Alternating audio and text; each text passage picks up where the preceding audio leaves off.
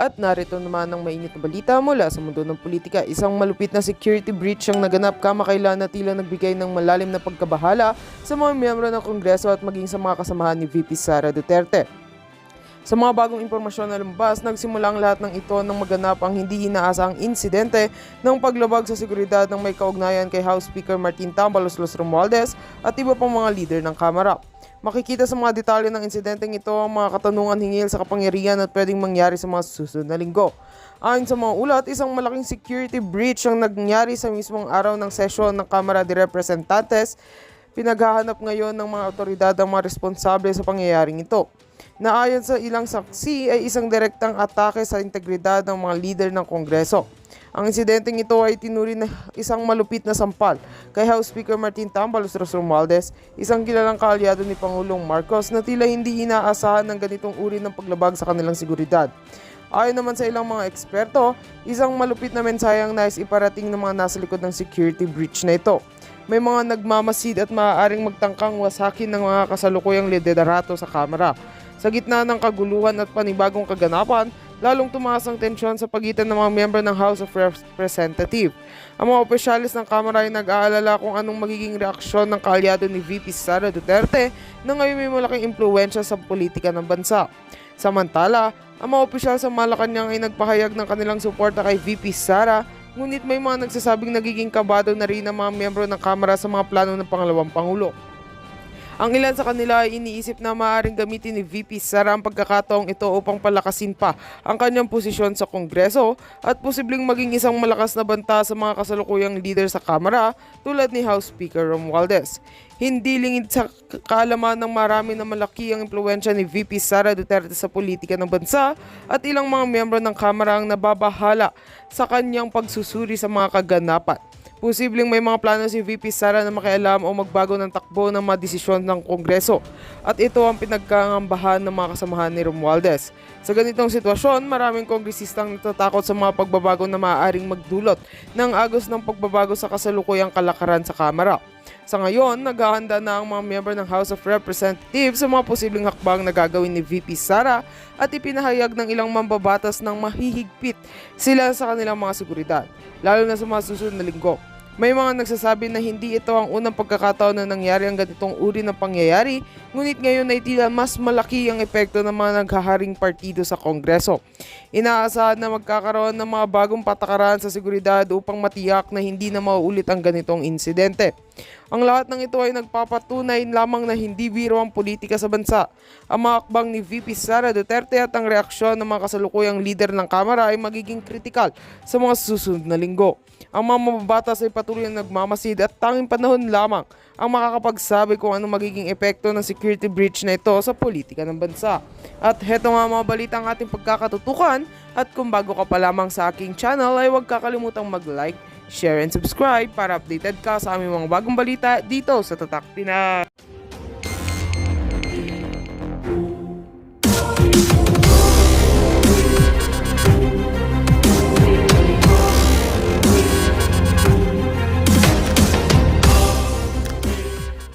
Nila ay Bratinela ay pumula. No, she just really wants to have her own way. Excuse me, it begins with this.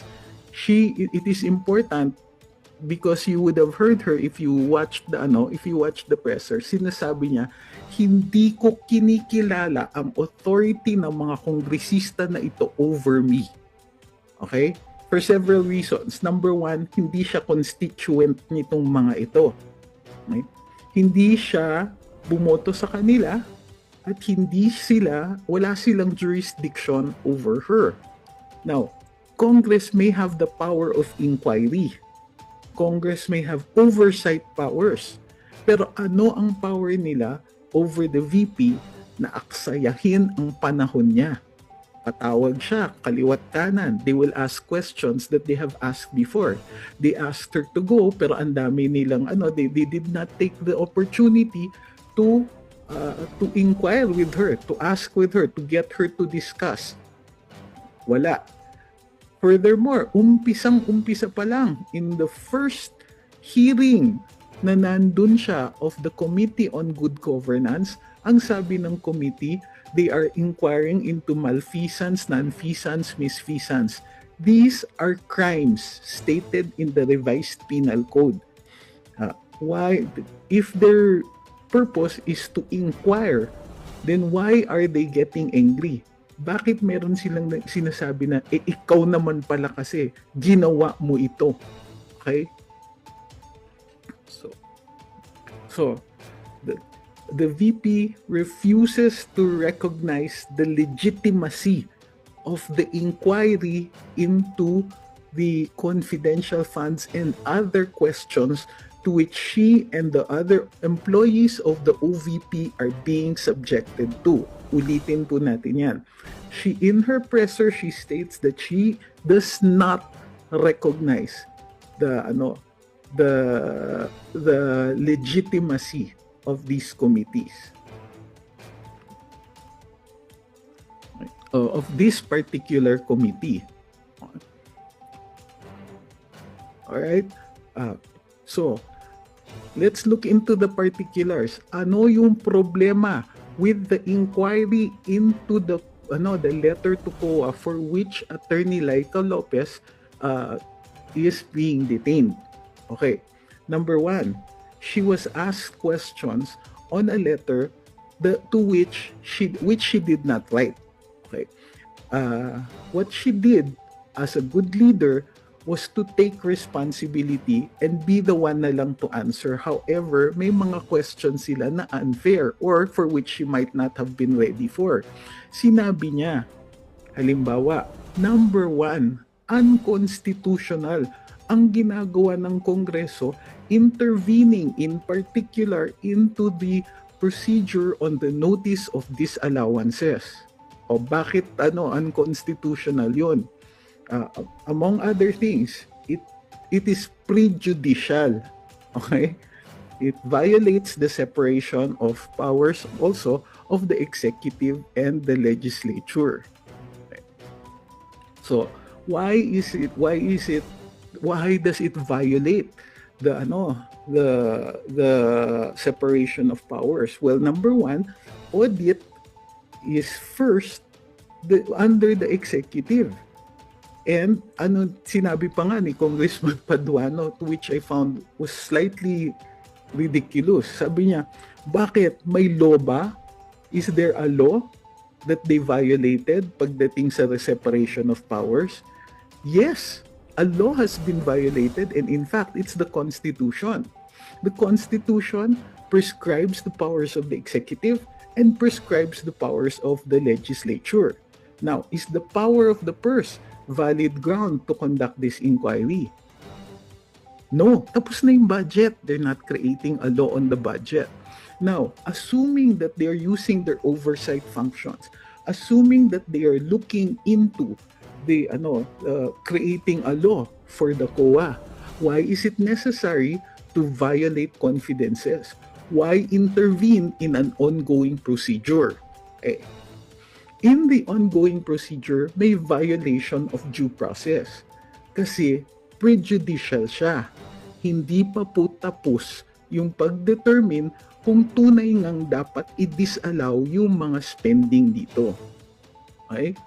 So, since hindi pa tapos and the Congress is making pronouncements, how can the Congress see the actual operation of the law kung nakikialam na sila hindi pa ito tapos? Okay. It is actually similar to what Congress and the Senate insist on doing in conducting inquiries in aid of legislation in ongoing and active cases. A stop must be put on this. Bakit? Prejudicial. Doon nagtuturo sila, sinasabi nila, ikaw mali ka. Ikaw ginawa mo to. Ikaw, nagtuturo sila. They have no stand to take that kind of conclusion. And yet, they do that. Diba?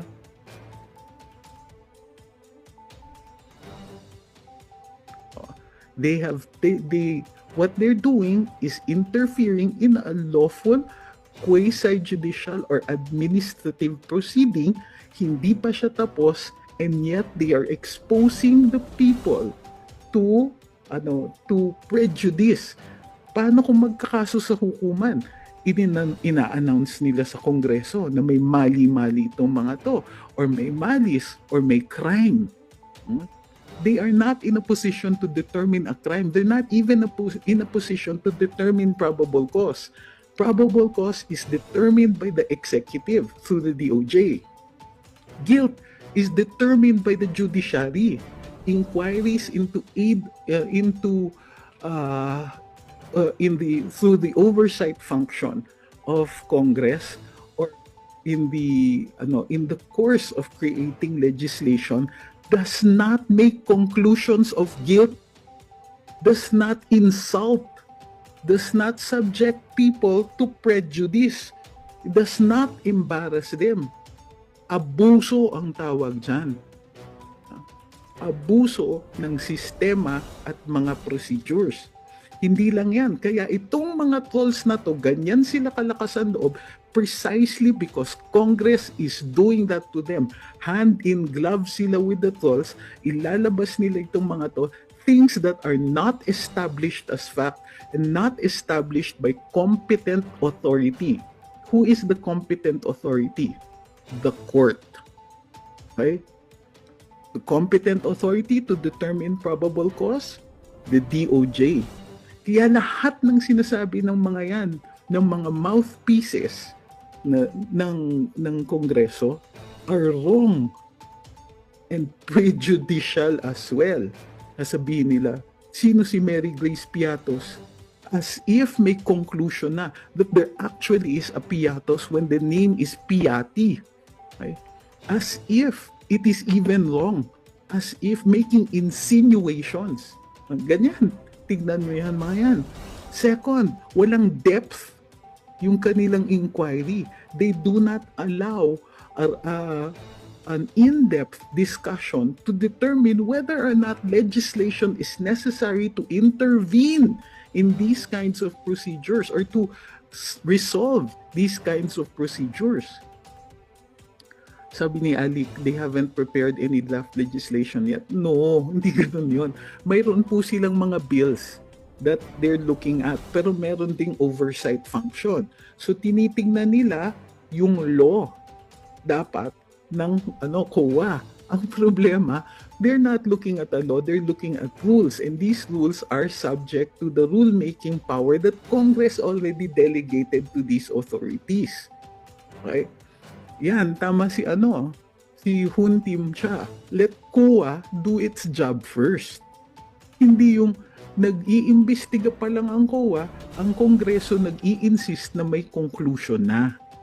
So, furthermore, third, they are putting processes, operations, and people in danger.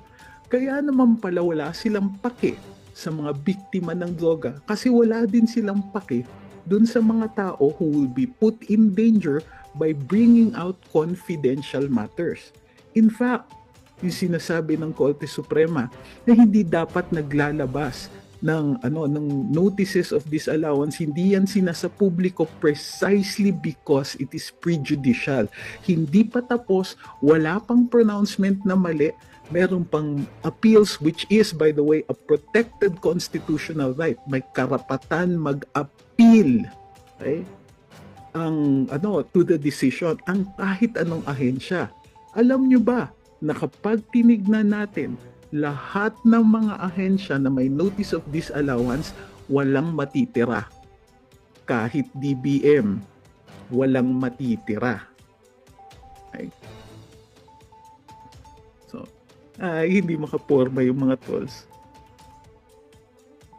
Sabi ni Glenn, parang marami na po nagagalit sa mga nangyayari ngayon. Nag-aantay lang po mag-gather lahat ng may gusto. Posible kaya lahat ng vloggers mag-coordinate unite plan. So, bakit, kung gusto ninyong pumunta, bakit hindi na lang kayo pumunta? Bakit kailangan meron pang gawin ang ibang tao? 'Di ba? In the end, it is your choice, your personal choice. Kung galit ka, kahit anong sabihin namin na wag, pupunta ka. Ulit, para dun sa mga nagtatanong naman, Wala bang pwedeng ikaso? Pwede bang magkaso? Pwede ba silang kasuhan? Ganyan. Number one, the person who will file the case is the Vice President and she is not yet doing that. Ready yung kaso but she does not feel that she has been pushed to the edge yet. Okay. Now, assuming na she has found some ground, pero para sa akin, simple lang. We cannot get behind the VP if she doesn't file a case. But we can get behind a VP in a political manner. Political ang solution.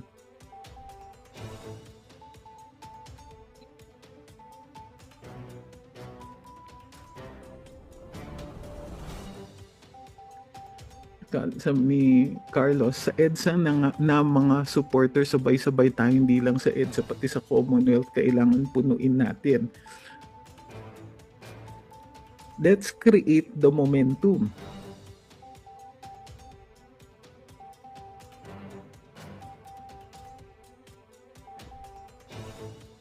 Sabi ni Cutie Cherry ko, ang konting paliwanag po sa conference ni VP, malabo kasi yung iba.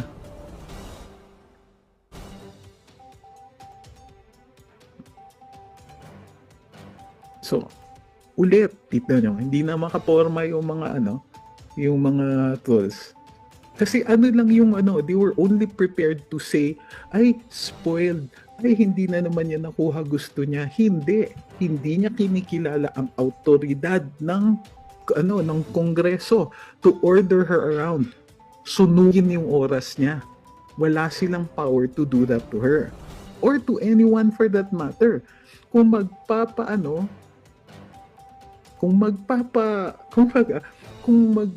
gusto nila ng respeto sa kanilang mga proseso, then kailangan pati magre-respeto din sila ng mga tao na hinihingan nila ng impormasyon.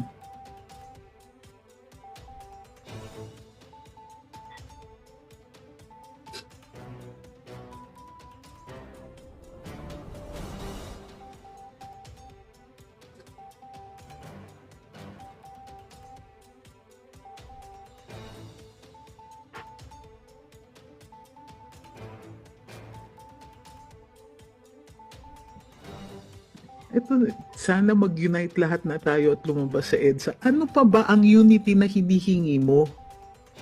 Ha? Look, this is what is happening. Everybody is getting bogged down on details. Sasabihin, sana gumalaw ng military. Hindi sila gagalaw unless makita nila na mayroon din tayong commitment. Di ba? Bakit sila gagalaw? They're there to protect the people. Kung we don't need protection dahil we are in the safety of our homes, then they will not. But it is important for us to express itong inis, itong galit, itong alam natin na ginagawa nila, yung paggamit ng ayuda in aid of elections. Inuubos nila yung pera para sa relief and rescue efforts at ipinamimigay para manalo sila.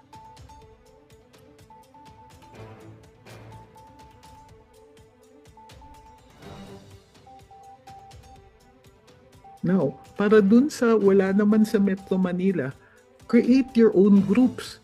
Get together. Talk about it, raise your fists and say, no more na. Sobra na sila.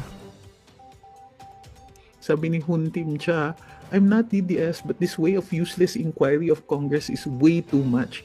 Na it has gone beyond uselessness. It has gone into unconstitutionality. It has gone into the area where no man should be going. Diba? Sabi ni Fridge, too much na po kasi. I agree, it's too much.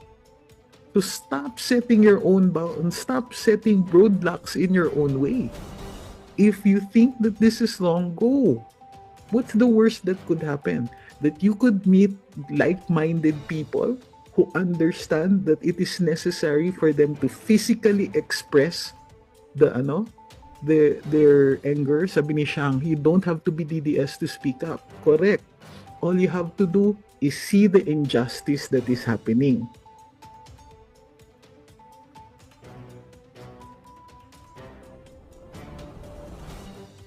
Hindi, that's not what it means. Sabi ni One Baye, Oo, hindi pa siya nag-file, need muna niya maayos ang documents. Hindi, sabi niya ready na yung mga kaso.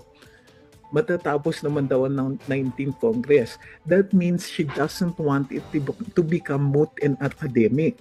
Kung magfa-file siya, it must make a difference. So, kung ang mangyayari lang, i-delay lang yan ng i-delay ng Kongreso hanggang sa walang mangyari, then what is the point in filing? Sabi ni Emmy, nakakainis lang, we could have avoided this scenario had the people chosen correctly. Look, these things happen. There is such a thing as manloloko. Di ba? There is such a thing as budol. Budol nga eh. Niloko nila tayo, nangako ng continuity, nangako ng... Look, politicians lie to us every day. This one just lied to us better than most. Why are you blaming the victim? We didn't choose wisely. How could we pag niloloko tayo? How could we do that? Diba? Stop with the blame. Enough! Enough! Kasi ang nangyayari, sinasabi ninyo, kasalanan ni Inday, kasalanan ng mga tao kasi hindi nag-isip, kasalanan ni ganito, kasalanan ni ganyan. Enough! Kasalanan ng Kongreso that they are violating rights. That is all. That is all you need to know. That is all you need to see. Oo, nagkamali tayo. What the heck? Diba? It happens. Yung ibang tao, 2-3 beses pa naloko. But no. O sige, are you going to stay in that mode? Victim blaming? Blame ka na lang ng blame para walang mangyari?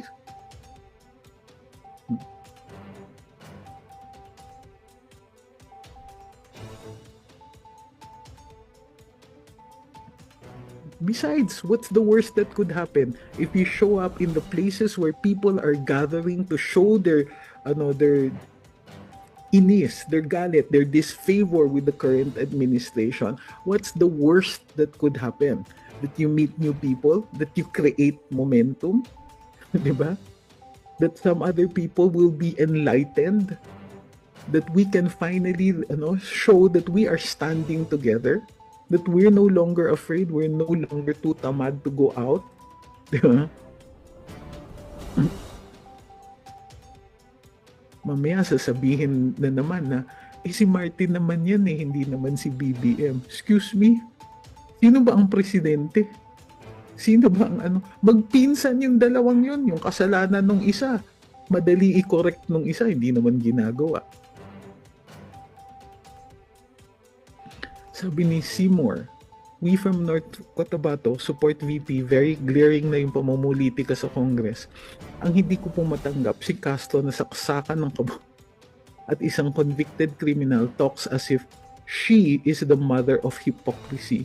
Blatant NPA supporter. Dito sa Mindanao, ramdam na ramdam ba ang galit ng mga tao sa Marcos administration at sa House of Representatives? Isang move lang nila against the Dutertes would really ignite people power here in Mindanao. We see Davao as a good venue. Look, what do you mean isang move lang? Nakailang moves na sila against Duterte. Kailangan pa bang intayin yan?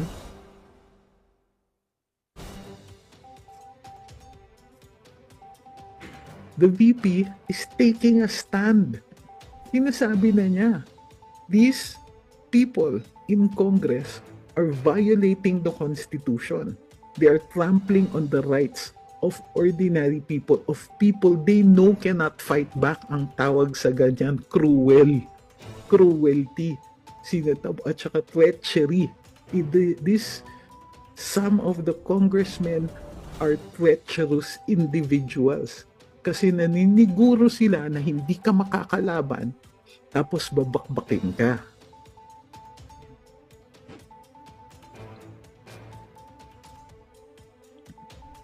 Sabi ni Riverside, per VP, ba't daw siya sasagot sa member ng Congress na may utang sa law firm ng mister niya na sa convicted at sa tatay na panayhingi ng sorry para sa kanyang congressman na anak? Well, these are the details. Pero ang sinasabi niya initially was this: they have no jurisdiction over her, hindi siya constituent, at wala silang karapatan na sunugin yung oras niya.